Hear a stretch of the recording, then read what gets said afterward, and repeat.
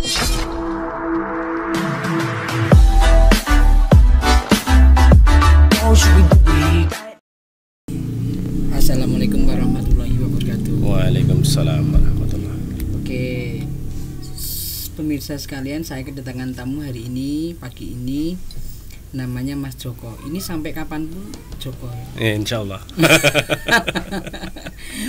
Mau sampai kapan menjoko? Ya kalau mau menjoko ya sampai nanti sampai punya cucu sampai tetap Joko. Oke, Insya Allah. Joko. Nama lengkapnya siapa? Saya Joko Sugianto. Joko Sugianto. Asal dari mana? Dari Matese, Karanganyar. Matese. Profesi kesehariannya memang driver. Iya. Sejak kapan? Saya jadi driver mungkin baru sekitar 10 tahun terakhir. Sebelumnya? Sebelumnya jadi kernet, Mas. Oh, kernet. Iya, jadi kernet, jadi kondektur. Sejak tahun 97. Bis apa itu? Pertama saya di bis Trikarya di Boyolali Cepogo Selo itu dulu ya. Gimana ceritanya kemudian bisa jadi driver? Mungkin karena kebiasaan ya. Kebiasaan kita lihat sopir, terus juga karena saya juga kernet kan kadang-kadang sering juga mencoba setelah diservis, dicobain sendiri gitu. Maju mundur bisa gitu aja. Super cantiknya. Ya. Oke, terus ketika jadi kernet itu memang belajar. Iya. Terus pertama jadi driver di bis apa? Jadi driver itu saya dulu secara pekerjaan langsung jadi driver saya baru di pariwisata. Tapi dulu saya sempat di dulu di jalur Wonosobo itu saya jadi kernet, masih jadi kernet. Tapi saya sudah punya SIM B1 umum, cuman kadang ya kalau untuk jarak jauh saja kita drivernya tidak perlu nyari orang lain gitu. Jadi driver sama kernet, tapi karena kernetnya juga sudah punya SIM B1 umum gitu kan, udah boleh gitu kan. Oke. Jadi pada saat ngenet itu memang nyari SIM-nya memang sulit nggak? Saya pertama kali buat SIM A itu tahun 98. Saya buat SIM A itu saya ujian murni. Alhamdulillah lulus. dengan cuma 110.000 waktu itu. 110.000 itu udah jadi ujian. Jadi ujian tertulis, ujian praktek di Polres Karanganyar dulu. Alhamdulillah saya lolos SIM A, terus SIM B sekitar 5 tahun berikutnya B1. Kemudian langsung naik gitu. Pokoknya pokoknya satu tingkat itu sesuai SIM habis baru buat. Saya dulu waktu masih jadi kernet itu enggak punya gambaran jadi supir, enggak punya gambaran jadi driver. Cuman ya jalan gitu aja, kita jalani aja. Terus ketika bis wisata apa pertama itu? Pertama dulu saya bis wisata milik perorangan di Mojolaban. Di Mojolaban. Ya. Pertama kali trip kemana? Pertama kali trip saya ke Gunung Kidul. Gunung Kidul. Iya. Masih ingat saya. Kalau perbedaan ketika menjadi kernet sama jadi driver kemudian jadi berapa? Apa? Perbedaan gajinya? Ya kalau umum lah. Kalau kernet itu gajinya setengahnya driver di mana-mana. Rata-rata segitu. Berapa lama kemudian di travel itu? Di situ ikut pertama itu sekitar 2 tahun. 2 tahun. Ya. Terus kemudian ganti armada lagi. Saya selalu di perusahaan kecil, tidak pernah di perusahaan besar. Kenapa? Ya mungkin lebih bebas saja. Secara aturan lebih bebas lah. Kita mau misalkan nggak terlalu ketat lah gitu. Kalau di perusahaan kecil itu. Kalau di perusahaan besar memang ketatnya seberapa? Ya mungkin kan kalau di perusahaan besar kan ada target-target tertentu, misalkan misalkan kamu nggak bisa libur sembarangan, nggak bisa apa nggak bisa ngetrip gitu, kita nggak bisa kita diatur sama perusahaan gitu loh. Jadi habis trip ini langsung ke sana sih loh, jadi yang ngatur dari perusahaan, kita nggak bisa capek gitu loh kayaknya gitu loh. Terus terakhir di mana? Terakhir ini 5 tahun terakhir ini saya bisa di Sambi Boyolali. Bedanya apa sama yang lain? Ya di sini secara umum masih sama, perusahaan yang kecil, hanya ada 2 unit armada. Di sini saya secara aturan longgar, dan kita juga dengan perusahaan, dengan bos juga baik, enak insya Allah itu. Mulai jenggotan kapan? Sejak tahun berapa ya? 2008 pas 9 dulu ya. Itu sama, rambutnya nggak dipotong dari tahun itu juga? Kalau rambut nih baru paling 1,5 tahun nih. 1,5. Kenapa kok nggak dipotong? Nggak tahu ini. Kalau jenggot ya saya sebagai muslim lah ya. Karena Rasulullah juga berjenggot gitu aja. Kan boleh kan mengidolakan orang, mengikutin. Ketika pandemi, gimana kondisinya? Kalau pandemi ini terhitung mulai 16 Maret kami sudah nggak jalan lagi, dan tapi alhamdulillah masih ada sedikit trip waktu lebaran itu ya 2 atau 3 kali ke Jakarta, itu 2 atau 3 trip lah paling ya, sekitar itu. Ya berat memang, kondisinya memang berat, tapi alhamdulillah lagi ya, kita walaupun kita masih bersyukur kalau untuk masalah secara makan gitu kita masih cukup. Cadangan? Ya enggak lah, tidak. Terus? Ya rezeki dari Allah lah. Kondisinya di tempat pariwisata gimana sih sekarang? Kalau hari ini, kalau untuk wilayah Yogyakarta, Gunung Kidul sudah normal sebenarnya. Sudah normal di sana, normal aja, nggak kayak pandemi orang ketakutan untuk apa ya. Ya yang jelas ada aturan, yang penting protokol kesehatan diterapkan gitu aja, pakai masker, jaga jarak gitu aja udah. Kalau yang bis besar sudah mulai banyak juga? Sudah mulai banyak. Kapan itu? Perasaan kan 1 bulan yang lalu kan masih relevan gitu. Kalau mulainya itu mungkin sekitar bulan Agustus itu sudah ada satu. Kalau untuk rombongan kecil itu sejak habis Lebaran itu sudah ada rombongan kecil ya, dari di bawah 10 orang itu sudah banyak, sudah mulai banyak.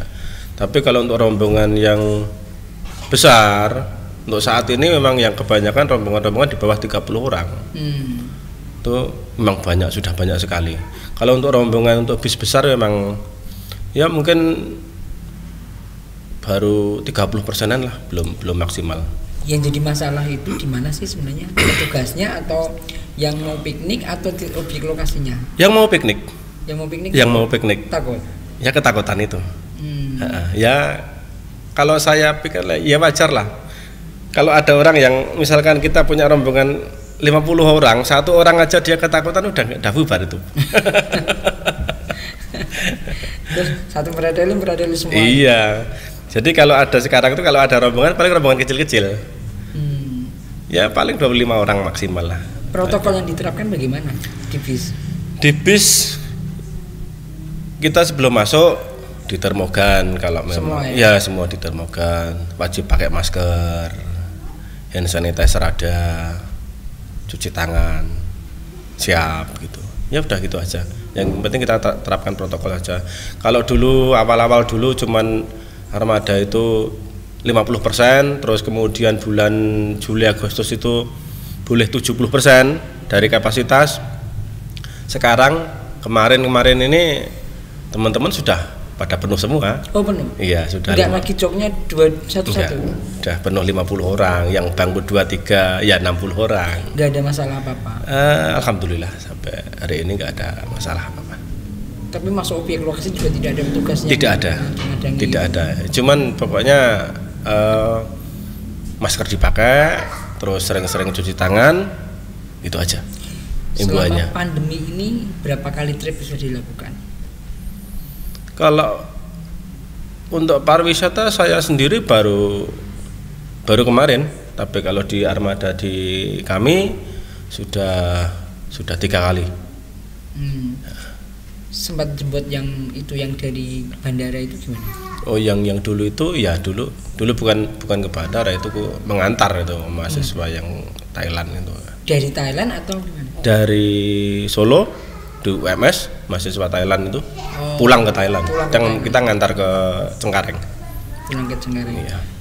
Kalau itu memang masih ketakutan sekali ya? Itu masih tanggal berapa itu? 16 Juni masih sangat ketat itu, di Jakarta pun masih PSBB itu. Pakai surat jalan juga? Surat jalan lengkap dulu itu. Ya, surat jalan kita lengkap. Surat jalan diberlakukan setiap kali perjalanan? Iya. Akan perjalanan berikutnya harus pakai surat jalan? Baru. Mintanya kemana? Surat jalan yang apa istilahnya, yang mengirim orang-orang itu. Misalkan kalau dari pihak kemarin dari kampus, pihak kampus ada, terus dari kedutaan juga ada. Oh gitu. Jadi yang mengirim dan yang dikirimi semuanya ada. Oh, bukan dari Disub atau dari gugus tugas? Bukan. Terus mana lagi yang kemarin pakai surat sampai surat jalan? Itu kemarin dari penjemputan TKI dari Jakarta itu yang ada dari sana, ada surat-suratnya. Oh, jemput. Dari Wisma Atlet itu. Wisma Atlet. Itu di sana karantina, masuk ke sini juga karantina lagi? Mungkin. Iya mungkin. Jadi di sana udah dikarantina beberapa hari, kita menjemput sampai di sini, mereka karantina lagi, melanjutkan karantinanya, pindah di daerah gitu. Terus ngeruati bis gimana? Ya kita jaga aja kebersihan lah. Cuci. Ya jaga kebersihan. Begitu armada kita pulang masuk, langsung kita semprot disinfektan. Udah lengkap semua, udah sampai interior semuanya disemprot disinfektan, cuci bersih semua. Cuci bersih. Iya. Sebelum berangkat atau sudah? Sebelum berangkat, sesudah berangkat. Semua dicuci. Iya. Yes, pokoknya kalau tetangga-tetangga ya dianjurkan untuk tidak mendekat dulu ke wilayah armada kita dulu. Gitu. Nah, kalau biasanya kan anak-anak pada main-main di sini ya sementara dihindari dulu lah. Tidak kena sawan.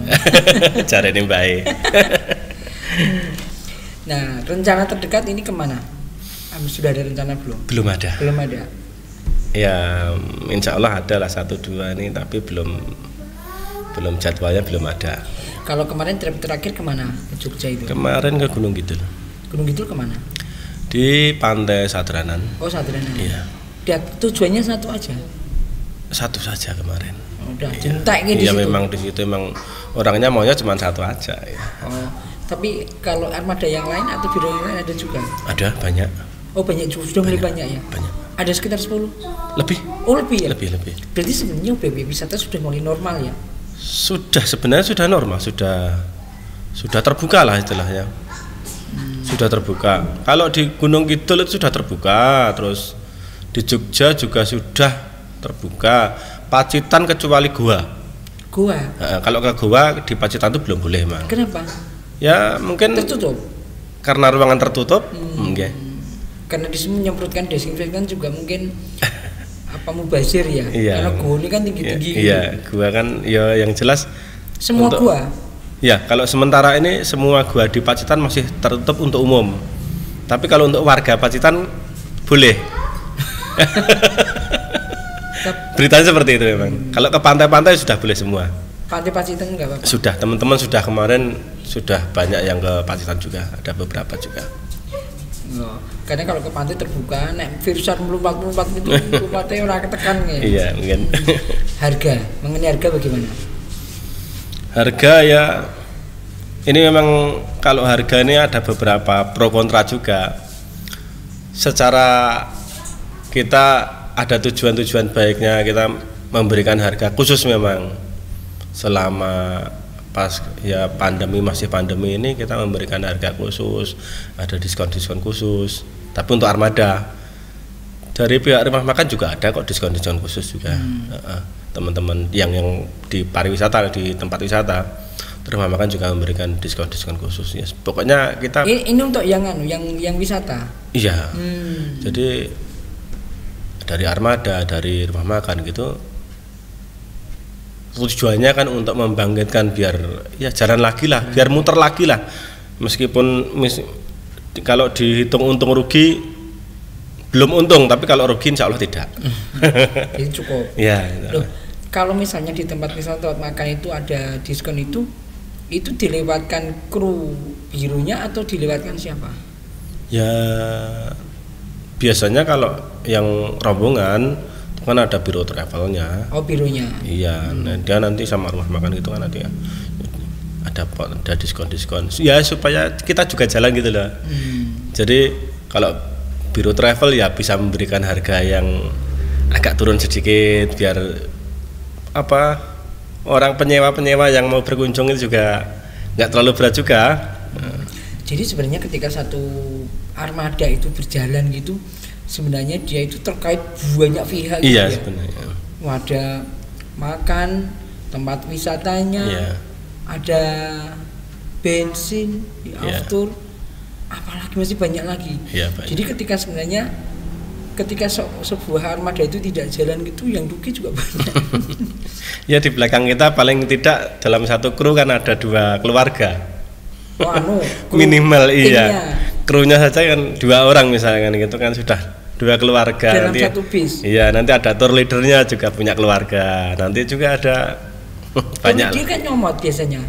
Nyomot atau bawa sendiri? Ya, kan kita yang bawa kan tour leader, bukan kita sendiri.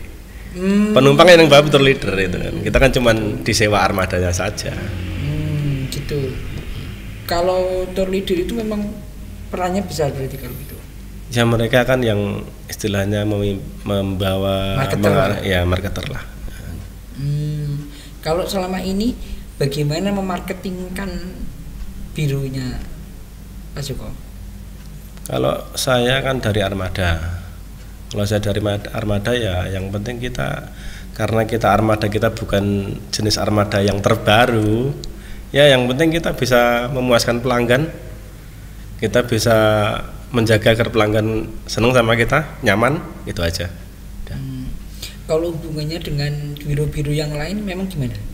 Kalau dengan biro ya baik, mereka kalau membutuhkan jasa armada yang sesuai istilahnya, yang sesuai dengan armada kita ya mereka banyak juga yang pakai kita. Jadi sebenarnya memang kerjasama sesama pebisnis itu memang sangat diperlukan ya, tidak saling menjatuhkan itu di situ ya. Nek perlu tinggal koleng. Misalnya hubungannya rapi itu harus ngoleng kan rapena ya. Kalau kira-kira di sekitar Solo ini kira-kira ada berapa biro sih? Kira-kira aja. Banyak sekali. Tapi yang mulai berani jalan sudah bisa jalan? Semuanya pada intinya sudah mulai berani jalan. Oh gitu. Ya intinya sekarang ini yang belum berani itu penumpangnya, terutama untuk rombongan besar. Jadi mereka yang sudah keluar itu kan rombongan kecil-kecil yang banyak kan.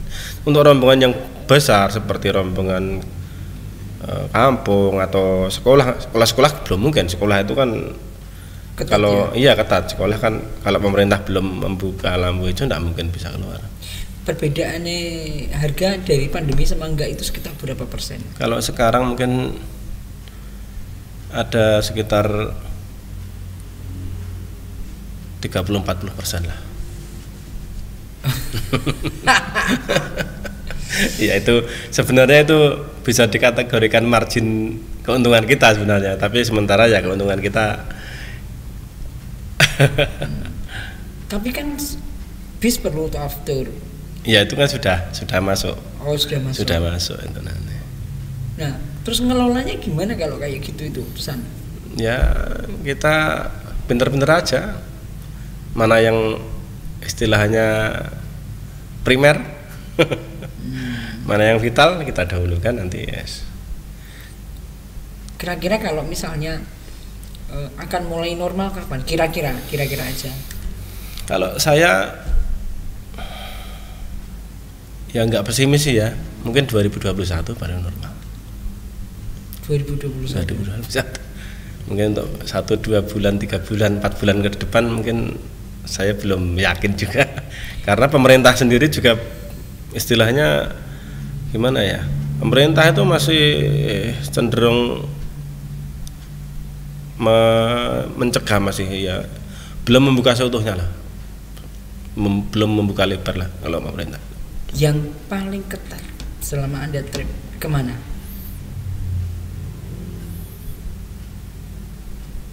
Ya nggak ada sih. Nggak ada. Kalau di lokasi sekitar sini saya keluar bawa kendaraan kecil sering juga. Ya yang penting protokol kesehatan, pakai masker, siap hand sanitizer, sering cuci tangan, udah beres nyaman. Seperti itu. Jadi kalau misalnya objek wisata yang paling favorit selama pandemi ini yang banyak diminta di mana? Kalau saya sendiri kan baru jalan sekali kemarin ya. Tapi kalau yang saya lihat teman-teman itu ya banyak kan ke pantai lah. Pantai. Masih ke pantai. Karena benar-benar sama terbuka. Iya, benar-benar terbuka, sama ke gunung. Kalau di Karanganyar itu kan sudah terbuka udah lama sebenarnya. Gunung mana? Ya enggak lah, naik ke Tawangmangu, sekitar Tawangmangu itu kan sudah terbuka lama itu. Kalau wilayah Karanganyar kan sudah lama sebenarnya dibuka. Urus Karanganyar ya. Ya bukannya ndak urus, tapi ya lebih terbuka lah istilah saya kalau katakan gitu. Ramangan. Ya emang kalau saya lihat videonya Pak Bupati Karanganyar itu ya yang jelas rakyat kita butuh makan, cuman gitu aja, intinya seperti itu.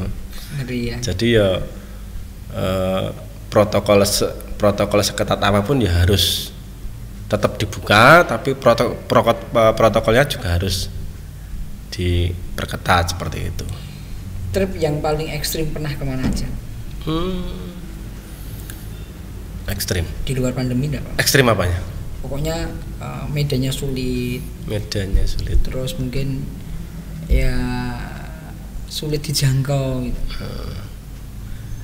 Kalau medan sulit sebenarnya kalau di yang biasa kita lewatin itu ya alhamdulillah nggak ada yang sulit sih ya.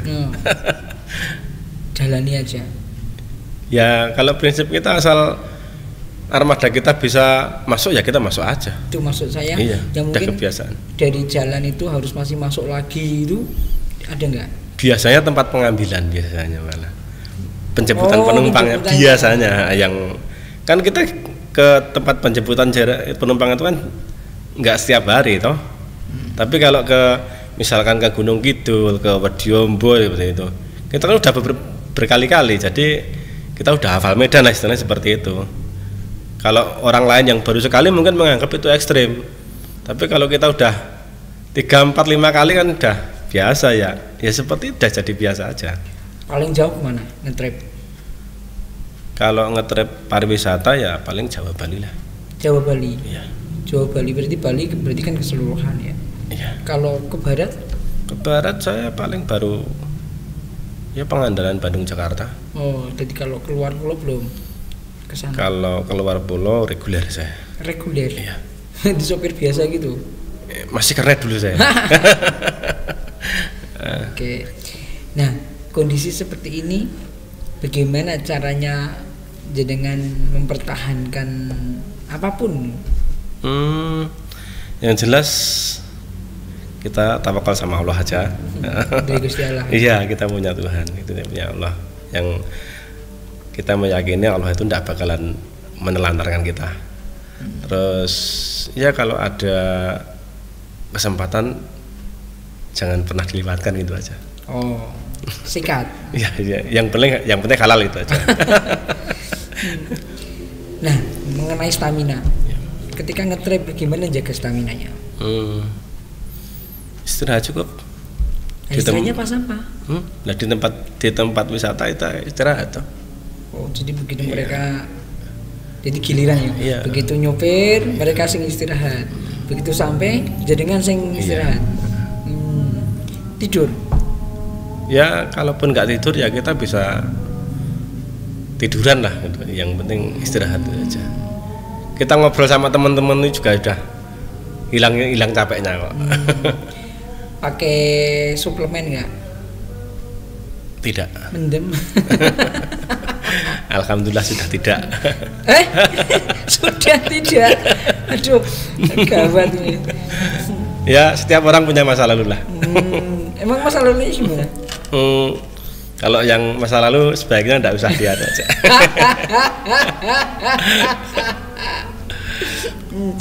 Jadi nggak pakai suplemen apapun?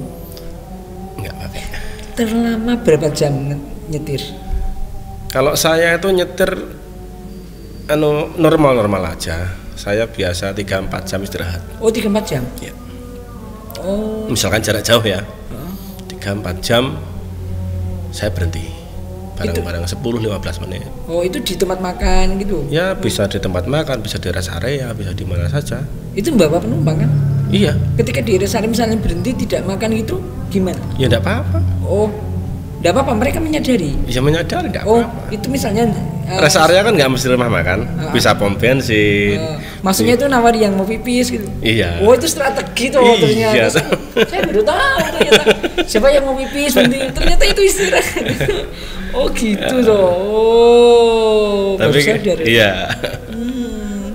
Padahal sebenarnya itu kan anjuran dari Disub juga seperti itu kan.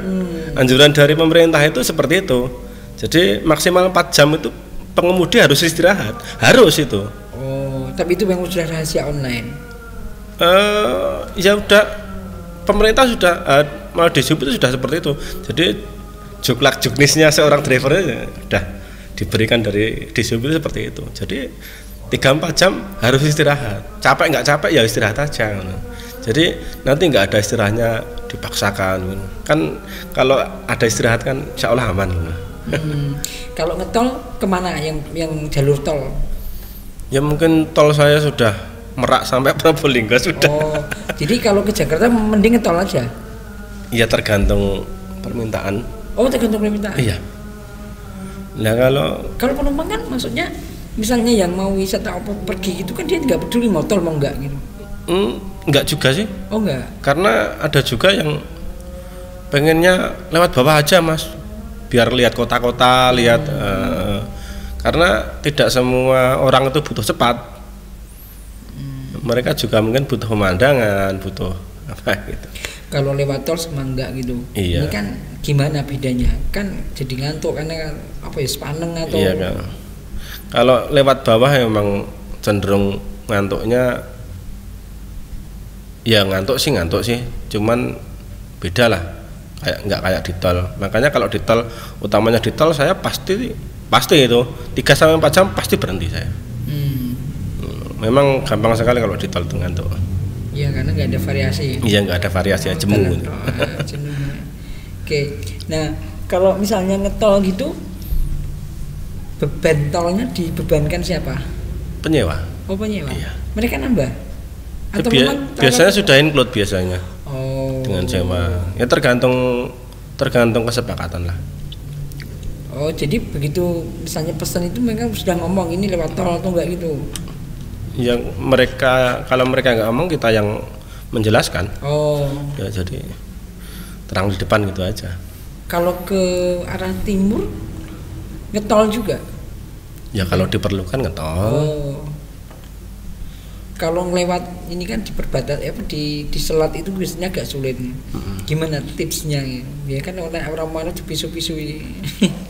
Pisu-pisui karo petugasnya itu. Di mana? Sing di selat itu loh, masuk ke kapal itu. Oh itu. Ya kita mengikuti protokol aja, udah. Saya tidak pernah neko-neko.